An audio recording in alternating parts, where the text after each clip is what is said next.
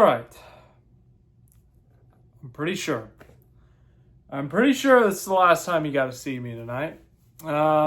So I'm doing a very quick, this is already longer than I want it to be, a very quick intro, and then I'll say something in the outro.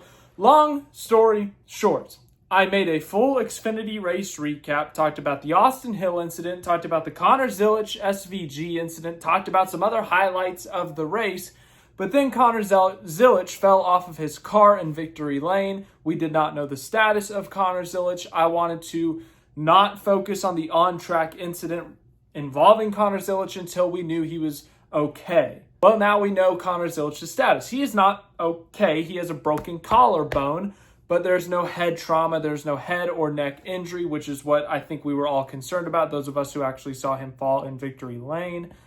But now that we know that he's somewhat decent, I feel okay to now release the initial reaction to the race on the SVG Connor Zilisch incident. So here are my initial thoughts right after the race, right after everything went down, on what happened between SVG and Connor Zilisch. Goodness, we have to talk about that Xfinity Series race because so much happened.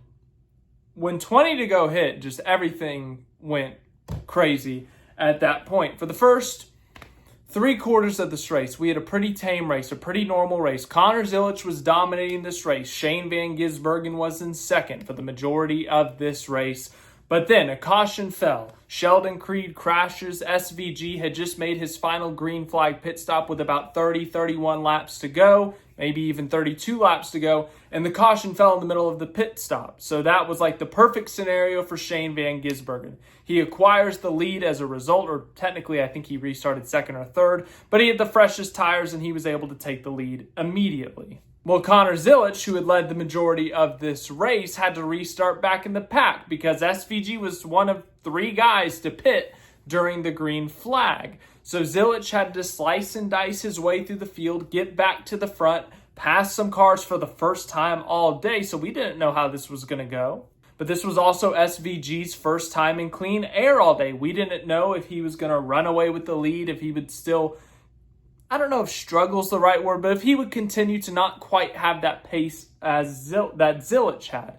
Well, SVG got the lead, but he never quite ran away with it. Austin Hill was in second place, and we'll talk about Austin Hill in a minute, trust me. But Austin Hill was in second place, and he was kind of just maintaining the gap. Like, he wasn't exactly gaining on SVG, but he wasn't getting blown away. It was about a half-second lead for SVG, let's call it. Then Zilisch got to third. Then Zilisch started battling with Austin Hill, and SVG was able to pull away a little bit to about a second when they started doing that. But then Zilisch got to second. And when Zilisch got to second, obviously, next up is his teammate, Shane van Gisbergen. These two have been the best on the road all season long. They've had incredible battles already. They've won every single road course race this year with the exception of Mexico in the Xfinity Series. SVG obviously has dominated the road courses and Cup. Like, these two going at it on the road course is just like, it's an incredible thing to watch, truly. And we got another incredible battle. Unfortunately, it did not end pretty. For about 10 laps or 6 laps, 7 laps, however many laps it was, SVG was playing some very aggressive but fair defense. Taking the protective line, throwing some blocks, not aggressive blocks, like not, Joey Logano on a super speedway level blocks, but he was making sure that Zilisch, if he was going to get around him, it had to be difficult. He had to earn it. Well, finally, as these two continued to battle, as these two continued to hold each other up, slow each other down a bit, all of a sudden, Austin Hill gets into the picture and he starts to make moves on Connor Zilisch to try to pass him and ultimately to also try to pass Shane van Gisbergen. And at this point, I think Connor Zilisch realized, SVG is holding me up. I need to get by him as quickly as possible without obliterating him, without wrecking him, without even potentially costing him a spot to Austin Hill. Because at the moment, with how much he's struggling, Austin Hill, maybe he gets by him and maybe he has a shot at this thing. So Zilisch has to kind of calculate. I need to pass him. He's my teammate, so I can't junk him. But I also can't let Austin Hill get involved in this. There's a lot of things probably going on in Connor Zilisch's mind at this moment. And then it happens. Connor Zilisch finally gets side by side with Shane van Gisbergen going into turn 6. Goes around the outside. Because there's so much runoff at Watkins Glen, he uses every inch of that runoff space. But when you use up every inch of that runoff space, you got to get back onto the racetrack. And as a result, Connor Zilisch got back onto the racetrack. The problem with him getting back onto the racetrack is where he got back onto the racetrack is kind of where Shane van Gisbergen was. So Shane van Gisbergen just got wrecked by Connor Zilisch. Yeah, that was not pretty. That's probably an understatement. Shane van Gisbergen, Connor Zilisch, when they run as close as they've run all season long, side by side, wheel to wheel, within a second of each other the entire season on the Xfinity side of things, fighting for wins, it's bound to happen that they're going to make contact. It's bound to happen they're going to come to blows on the track. But, oof, for this to be the first kind of big one, for the first one to result in a DNF, this was not pretty. If you want my opinion, look, they're teammates. There's no instance where it should come down to one of them not finishing the race, one of them getting junked. I don't care who it is.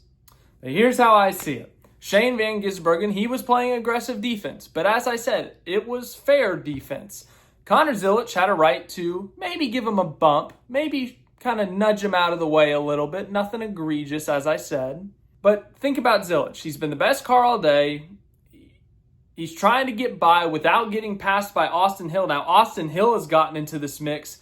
At some point, you gotta go. You gotta make your move. Now, sure, there's still 18 laps to go at this point, but still, you gotta make your move just in case something else happens. The problem is, he didn't exactly do it the right way. Trying to merge onto the track. Once again, I understand that Zilisch, he's got to get by. He doesn't want to lose the position to Hill, but you got to bail there, I would think. Like, there's not room for both of you. And that is a blind spot. There aren't spotters there that can see that part of the racetrack. So maybe it was a miscalculation on Zilisch's part. And honestly, I think that's what it was. I don't think there was any intent to wreck Shane van Gisbergen there. That's your teammate right now. That's going to be your teammate down the road in the Cup Series. You don't want to do anything to anger your teammate. But ultimately, what happened happened. Zilisch dumped SVG. He junked him. I mean, SVG got 2 tires in the air when he hit the wall. Very hard. I think SVG's okay. He got released from the care center. He did a couple of post-race interviews. SVG did not really give an opinion on this incident. He basically did the old, I want to see the replay before I give a comment on this. But yeah, Zilisch sent it in there aggressively. I think there's a time to bail, and ultimately, I think that's the time to bail. If this was the last lap, I'd probably have a different opinion. Now, once again, I don't think there's any instance where you should junk someone for the win or junk someone if they're your teammate. But with 18 to go, you got to give there, I feel like. That's just my opinion. Some people were trying to say, SVG cut him some slack, leaves him some room, but I think he left room, and Zilisch just honestly should have bailed there. Once again, let me know what your thoughts are in the comments. It was bad. It was ugly. It shouldn't have happened, and ultimately what happened. Zilisch junked SVG. All right, so those were my thoughts in the heat of the moment. I could go back and watch the replay 1,000 times. My opinion might change. It probably won't. Zilisch's fault, in my opinion. I mean, it's a racing deal, nothing intentional, but probably Zilisch's fault. But if you want to talk more about it, we have the Monday after. We're on Monday nights, or in Australia, New Zealand, it's like Tuesday morning, Tuesday afternoon.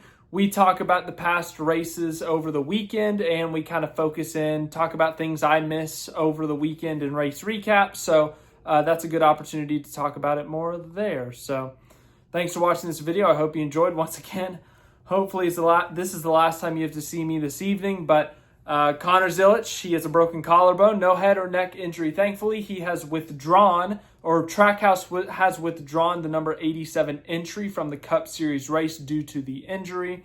And the Cup race is tomorrow. Ryan Blaney's on pole, Shane van Gisbergen on the front row. We'll see if SVG can get some redemption at Watkins Glen in a couple of ways.